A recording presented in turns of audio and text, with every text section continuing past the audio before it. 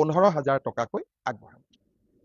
শ্ৰদ্ধা ৰাইজ, অৰুণোদয় আঁচনি আমি 3 আগষ্টৰ পৰা বিতৰণ কৰা কথা আছিল। ইয়াক এতিয়া আমি 1 আগষ্টৰ পৰা দিম।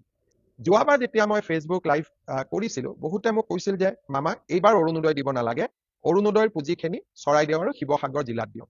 আমি ইমান ডাঙৰ পদক্ষেপ ল'ব খোজা নাই, কিন্তু আমি এটা সিদ্ধান্ত লৈছো যে চৰাইদেউ, শিৱসাগৰ, যোৰহাট আৰু গোলাঘাট জিলাৰ অৰুণোদয় হিতাধিকাৰীসকলক এইবাৰ আমি 2,500 টকা দিম।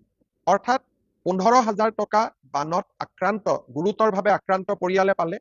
অতিৰিক্ত কৰি 1 আগষ্টৰ দিনা বানত আক্ৰান্ত হওক বা নহওক, কাৰণ প্ৰভাৱটো সকলোৰে হৈছে, কোনোবা প্ৰত্যক্ষ কোনোবা পৰোক্ষ, শিৱসাগৰ, যোৰহাট, চৰাইদেউ আৰু গোলাঘাট জিলাৰ প্ৰতিটো পৰিয়ালক আমি অৰুণোদয় 2,500 টকাকৈ আগবঢ়াম। অৰ্থাৎ 15,000 টকা আমি গুৰুতৰ আক্ৰান্তসকলক দিলো, অতিৰিক্ত আৰু 2,500 টকা অৰুণোদয়ৰ পৰা পালে, 17,500 হ'ল।